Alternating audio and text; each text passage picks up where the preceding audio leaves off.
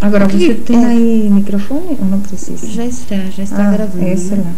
Então, gostaria que tu me falasse um pouco da tua formação artística. Respeito a ela, eu vou te dizer, eu me formei na Faculdade de Artes Plásticas, né? Na Argentina.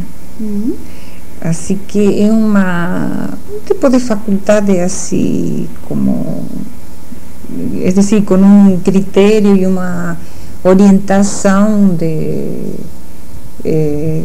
muito mais rigorosa, eu acho, não? Bem mais rigorosa. Por exemplo, uma vida muito mais intensa de ateliê, exige um tempo integral, né? Ou seja, aqui não é uma coisa de meio dia, de meio período. A gente praticamente morava na faculdade, né? E como que se chama? É a Faculdade de Artes Plásticas da Universidade Nacional de Cuyo, né? É um grande centro universitário, certo? E estava junto à Faculdade de Arquitetura. Agora, é muito, eu acho, assim, comparando o estudo de lá com o estudo daqui, acho lá muito mais exigente, muito mais também intensivo, e você precisa dedicar, praticamente não tem chance de trabalhar, por exemplo, trabalhar assim em outra coisa. Agora, os alunos que, primeiro, que lá a universidade do Estado é de graça, não tem que pagar. Segundo, que o aluno que realmente precisa uma ajuda, ou tem bolsas, ou se não, consegue trabalho dentro da mesma faculdade. Sim, né? É possível se dedicar, né? Então tem que ter uma... Pô, e depois eu fiz uma série de cursos, depois ganhei uma bolsa para o Chile, a Universidade de Concepción.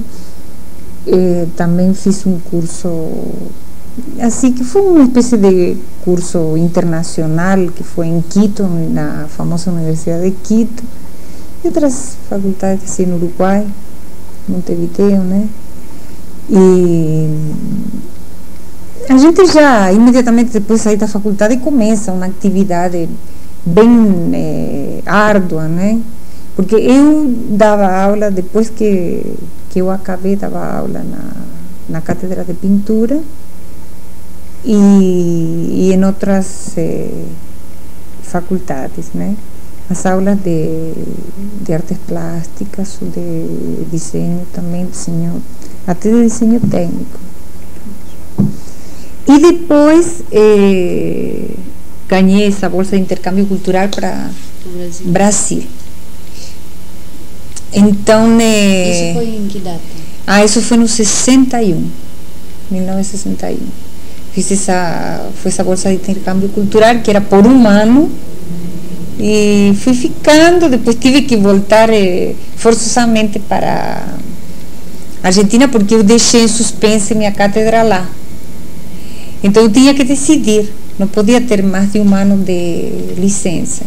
Então fiz as coisas, larguei aquilo lá e já voltei, porque já tinha marcado a exposição aqui em São Paulo. Então quase isso foi proposital para me obrigar a voltar, né? Sim. Depois expus aqui, expus no Rio, já antes já tinha exposto em Buenos Aires várias vezes, e assim fui desenvolvendo, né? E quando tu começas a fazer objetos? Bom, o objeto realmente foi uma consequência do meu trabalho, certo?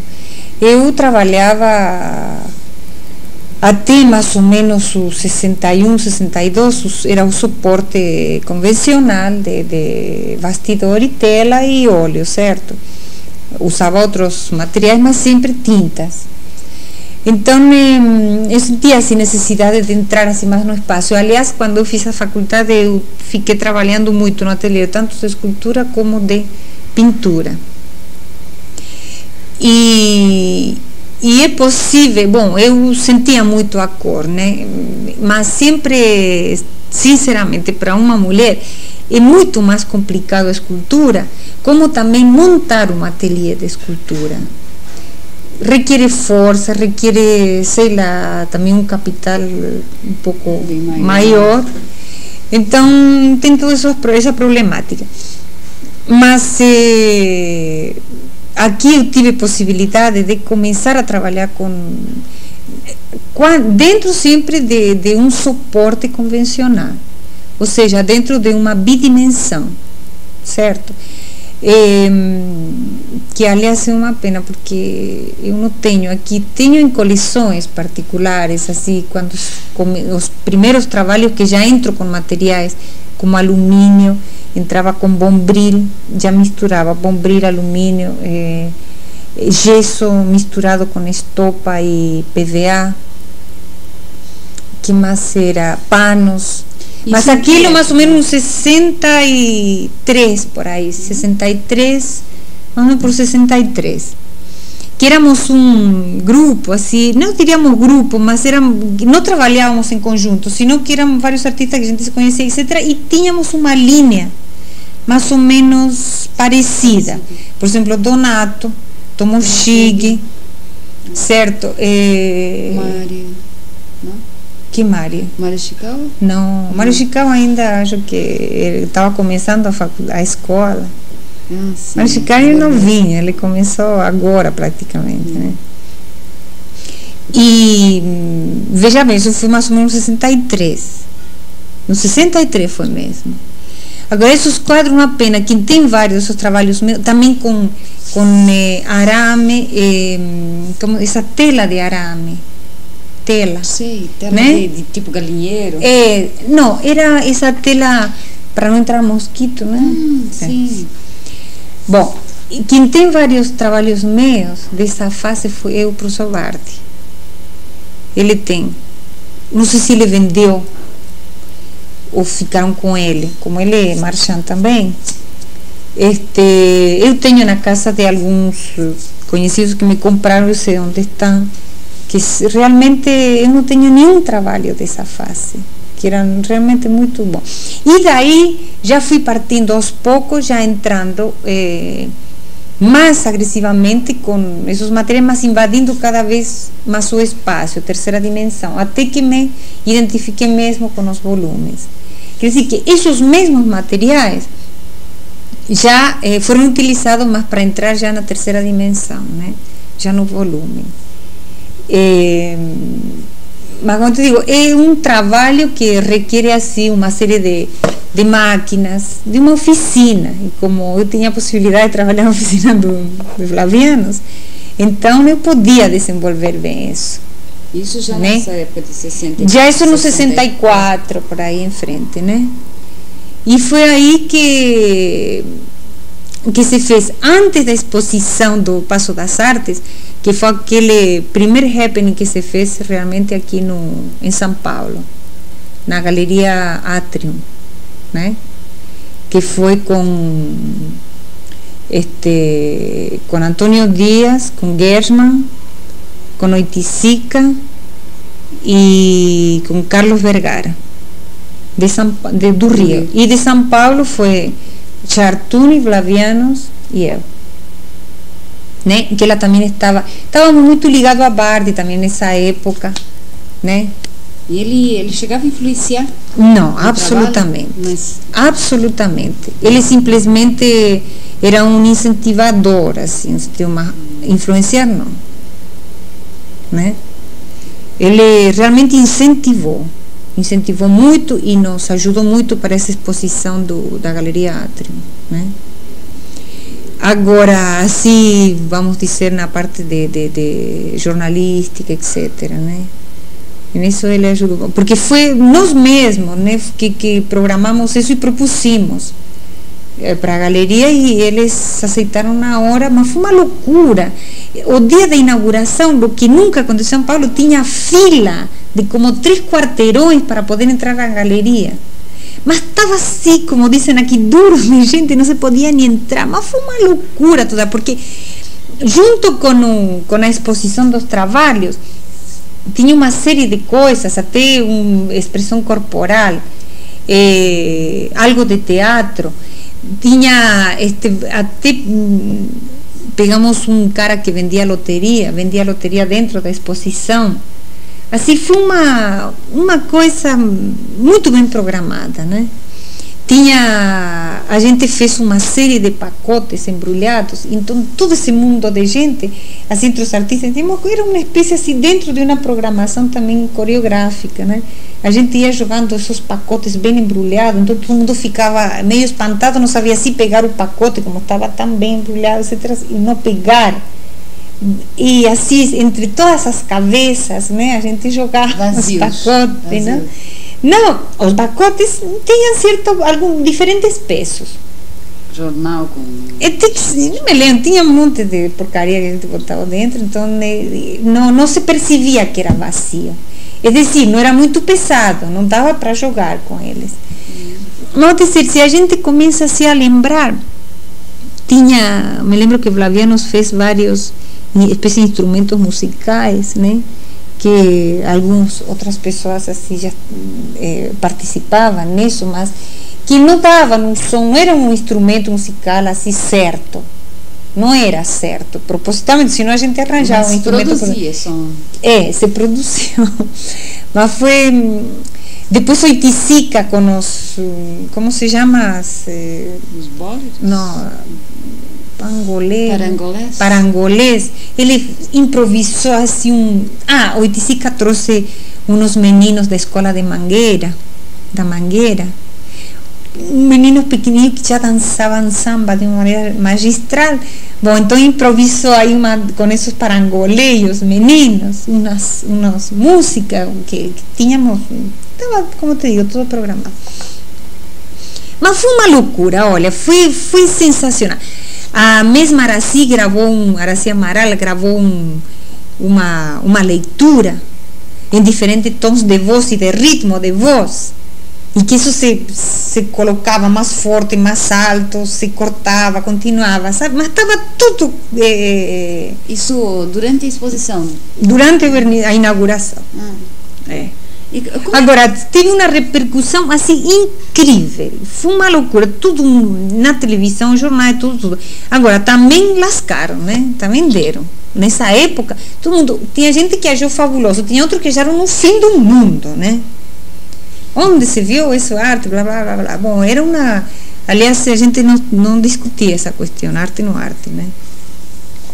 Agora, o trabalho nosso mesmo estava aí exposto, porque tanto os de São Paulo como do Rio trouxeram trabalhos sérios, e especialmente era tudo... Fica nos próprios parangolés. Nos próprios parangolés que ele usava, e ele mesmo que fazia a colocação, diríamos, da coisa através do seu corpo, né? Sim. Como é que tu vês esse tipo de manifestação do objeto em várias formas? Por exemplo, do Iticica, tu dirias que é um objeto? Não, mas justamente não é que se via nesse momento quem fazia objeto, quem fazia história, mas quem estava mais de uma linha assim de vanguarda, né? Por exemplo, o mesmo Antônio Dias era mais relevo o trabalho dele. O Vergara, que eu me lembro, acho que era mais desenho, mas uma conceituação assim bem de vanguarda, né? O Iticica com esses elementos assim corporais, certo? Com conotações de escola de samba, etc., mas em uma faixa, em um nível diferente de orientação, né? Eu com os objetos e também trabalhos assim com esse material assim, tipo pendurado, tanto no plano, tanto na parede como no teto, mostrando bem essa passagem. E eram mesmos materiais, tanto da parede como do teto? Os mesmos. Agora, o Flaviano já com os múltiplos, né? Entrando já com os objetos. Já em 64? Eu tinha, sim. Eu acho que já era um pouquinho. Eu sei que eram objetos, mas quizá não tinha assim uma tiragem certa, em vez de fazer uma tiragem limitada, como faz agora de 10, quizá fez 2 ou 3 só, assim, mas já era com essa ideia do múltiplo, né? mas realmente foi aquela arrancada. Tu vês o múltiplo como uma manifestação do objeto? Olha, o múltiplo pode ser um objeto, como pode ser uma escultura, uma obra multiplicada. Realmente, entre uma escultura e um objeto, tem algumas. Às vezes você pode marcar uma diferença, às vezes não. Quando se pode... Porque quais são essas diferenças que tu levas como... Justamente, por exemplo, pode ser uma escultura multiplicável, certo? É decir, você tem a peça, tem a obra. Essa obra pode ser multiplicável, aí é múltiplo. Múltiplo no sentido de que não é peça única, não no sentido de múltiplo de manipulação, de que ela se pode transformar, que pode se multiplicar em si, intrinsecamente, né? Que também pode acontecer. E como é que tu fazes a diferença entre a escultura e o objeto? Olha, por exemplo, vou te dizer, justamente aí, aqui vem outra história, né? Eu fiquei muito empolgada com a questão de múltiplo e isso se vê o resultado, já que tenho uma galeria em que se caracteriza por múltiplos, né? O mesmo nome dela é múltipla, né? Então, eu parti aliás, é uma coisa interessante que dentro de Latinoamérica quizá seja uma das primeiras galerias nisso, porque nem os grandes centros de arte, grandes centros urbanos americanos como Caracas, por exemplo, como Buenos Aires, não tinha uma galeria de múltiplos. Tinha só, por exemplo, como te digo, em Estados Unidos, mas aqui não tinha. Em Buenos Aires mesmo, até o ano passado, só o ano passado se inaugurou uma galeria de múltiplos, né? Agora, é que, em geral, existe essa espécie de tradição na arte, em que obra de arte deve ser única, certo? Não, por o valor intrínseco da obra, etc, etc. Mas, realmente, se levou para lá... Mas realmente você quer deixar a bandeja? Ou... Não, deixa, vou deixar. O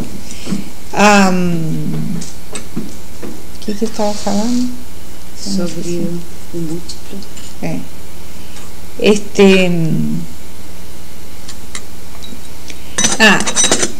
Essa questão de que foi assim a primeira manifestação do múltiplo em um sentido assim dentro do mercado de arte, né? Porque assim como a gravura se pode multiplicar, por que não se pode multiplicar um objeto ou uma escultura? Certo? Você vê, por exemplo, o Berrocal, ele faz tiragem de 2.000, 3.000, 5.000, certo? Claro que são tiragens que são absorvidos por o mundo todo, porque ele tem um bruto nome, porque tem possibilidade de exportação, toda essa história. Mas se um artista brasileiro, aqui fazem 50, 100, o Stockinger mesmo, ele faz tiragem de 100 ou mais, certo? O Flavianos faz menos, faz de 20, às vezes quando uma encomenda para uma firma que quer 100, claro, faz 100. Como uma gravura, se uma firma encomenda 200, faz 200, certo? Mas a tiragem média é essa, né?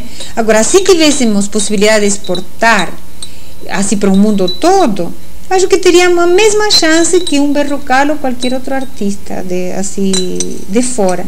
Passa que ainda não se tem essa possibilidade, essa engrenagem, você entende? E isso mesmo com essa preocupação de mercadoria com o preço mais baixo? Justamente, porque a peça única tem um valor, certo?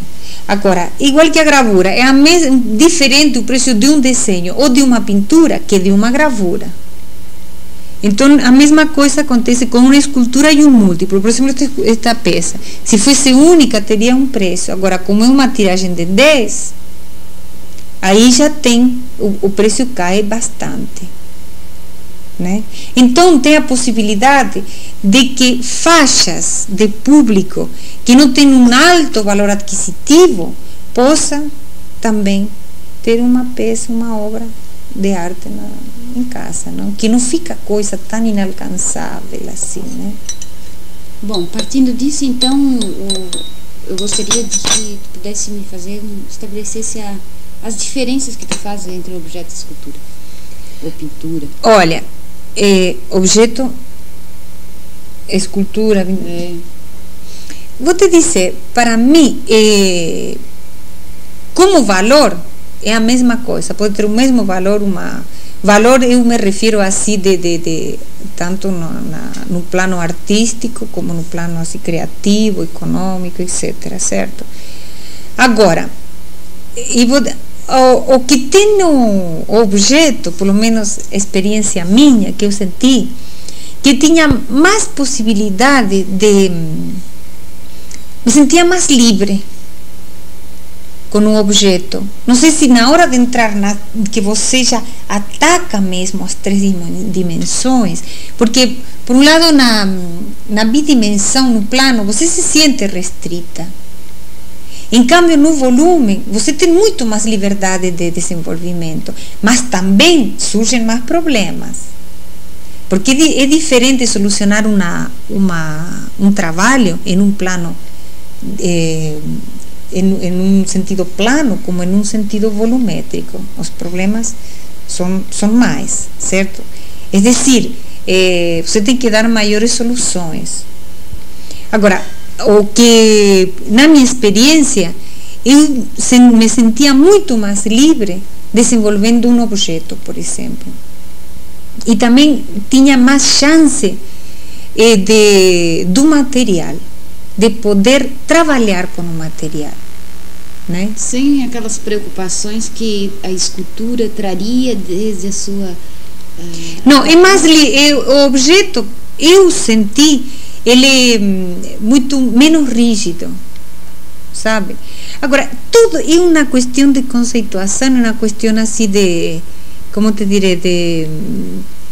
De despojar-se dessas cargas centenárias ou milenárias conceituais respeito à escultura, porque aos poucos isso foi eliminado a escultura, sabes, aquilo como uma coisa assim rígida, uma coisa assim que sempre a gente pensa, lembra, identifica com a escultura dos grandes mestres, de um Fídias, de um, sei lá, de um Moore, certo, em diferentes épocas.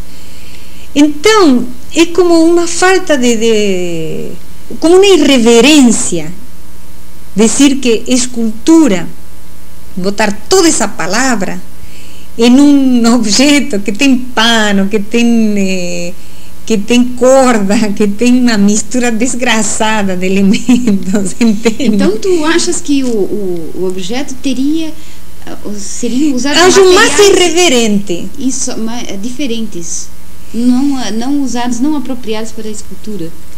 Olha, porque justamente como eu te digo, porque se pensa que os materiais para a escultura tem que ser o bronze, certo? Ou pedra, ou mármore, né? Essa é a ideia que se traz assim de muito tempo atrás. Em cambio, por que não usar materiais insólitos, né, para a escultura? E eu acho que justamente nesta década e meia que tem passado, eu acho que justamente se entrou na escultura com esses materiais insólitos, só que em vez de ser escultura foram objetos, se chamam objetos. Tu vês ainda? Eu não vejo realmente muita diferença entre uma coisa e outra. Agora, não tem dúvida, eu ainda não consegui me despojar no sentido, quando se fala a palavra escultura, você logo identifica uma coisa com material nobre. Sim. Né? O mesmo Verrocal, por exemplo, ele faz esculturas assim, múltiplas com material nobre, nobríssimo, de prata e ouro também. Mas são objetos. Por quê? Eu sinto eles mais como objetos. Por quê? Porque tem mais caráter decorativo, não? A maneira que está encarado, se manipula, se desmonta, monta. Quer dizer que a manipulação é uma das características. Eu acho. Você vê que, em geral, a maioria dos artistas que trabalharam com objetos tinha ou pretendiam um caráter lúdico, assim, da peça, da obra, né? A mesma Lígia Clara. O que você acha das peças da Lígia Clara? São objetos ou são múltiplos? Ou são esculturas? Bom, mais objetos, claro. São mais objetos, né? Agora, você vê que se manipulam, se mexe. Agora, tem gente que não, que considera isso escultura. Por isso, sabe, eu acho que nomenclaturas deviam ser eliminadas. Veja bem, chega um momento que você não pode dizer isto é uma pintura, isto é um desenho, isto é uma gravura, isto é uma escultura. Você pode utilizar todos esses materiais escultóricos, gráficos, pictóricos em uma obra. E, em geral, todas essas características você conseguia, pelo menos eu conseguia colocar no objeto. Por isso te digo que tem algo de irreverente, né? Esse é o que eu sinto. Agora, voltando atrás, então tu levantasse o ponto da manipulação, da colocação até de pintura no objeto. Claro, né? Você vê que os meus têm muito de pintura. Muito. Forma bem são pictóricos. Não tem muito de escultórico, absolutamente. Então aqui já podemos até fazer uma espécie de uma definição quanto ao objeto, na tua maneira de ver. De meu ponto de vista, eu acho que sim, que justamente essa, né? Essa forma irreverente, né? Então, e a possibilidade, como eu te digo, que nela você pode entrar com todas essas características de outras obras, como te digo, grafismo, como era a corda. Eu utilizei a corda como uma coisa gráfica, certo? A cor entrava nos panos, ou entrava também com a mesma tinta que eu pintava assim o alumínio. Né? Uma preocupação visual, né? Uma preocupação assim pictórica, visual, né? É decir, quizá eu acredito que com que todos o pessoal que você tem visto, tenha outras completamente diferentes, né? Totalmente parecidas. Parecida? Totalmente. Isso se parece. Pacífico. Nossa. Agora, eu perguntaria para ti se os teus objetos, né, a maneira como tu vês esses teus objetos, desde que tu te sentias muito mais livre em trabalhar neles, quem sabe não seria mais fácil de lhe transmitir uma ideia? Bom, não tem dúvida que quando você se sente mais livre, você não se sente tão presa ou vamos dizer, ou muito dirigida. Não tem dúvida, não, que é mais fácil transmitir essa ideia. Eu acho que sim, né? Um objeto do Flavianus hoje, ele faz hoje ainda objeto? Olha, vou te dizer, eu não consigo ver muita diferença, isso até às vezes discutimos, entre objeto, múltiplo, escultura. Agora, eu acho que ele pode discutir isso bem melhor. Isso. Ele pode te colocar assim de uma maneira bem mais racional. Isso, né? Agora, eu não sei até que ponto, para mim, isso, por exemplo, isso não é escultura, é uma escultura, isso. Mas também, quizá por o tamanho, vamos dizer, podia ser um objeto, não sei. Tem esculturas bem menores. Tem. Né? Agora, tem uma coisa, não é peça única, é um múltiplo. Bom, isso é um fenômeno que isso é um fenômeno mais mercadológico. Sim. Certo? Também é um fenômeno que parte dos artistas, quando ele quer cortar essa ideia de peça única. Justo, de peças inalcançáveis, né? Para atingir, como te digo, outras faixas, que eu acho também, né, uma possibilidade a mais para o artista. Porque, por exemplo, uma gravura. O fato de fazer gravura não quer dizer que vai ser menos arte ou vai ser menos artista, menos criativo, né? Isso não tem. Agora, você vê que dentro da escultura, já isso vem de séculos, é uma coisa internacional, através de tratados, etc., que as peças em bronze, você sabe que sempre, desde a Idade Média, né, não se fazia uma peça única, se faziam 6, e é considerado como peça única, né? Assim que de 6 para 10, para 15, afinal, no mundo todo não tem muita diferença, né? Por que tu deixaste de fazer objeto? Olha, eu te digo sinceramente, eu deixei, não de fazer objeto, de trabalhar mesmo dentro do ateliê. Faz uns 2 anos atrás, quase 3 vai fazer. Por o seguinte, porque eu fiquei muito envolvida nesta questão de múltiplos e na galeria, que eu realmente, então, praticamente fiquei sem tempo. Então, para não querer ficar trabalhando só sábado e domingo, que me parece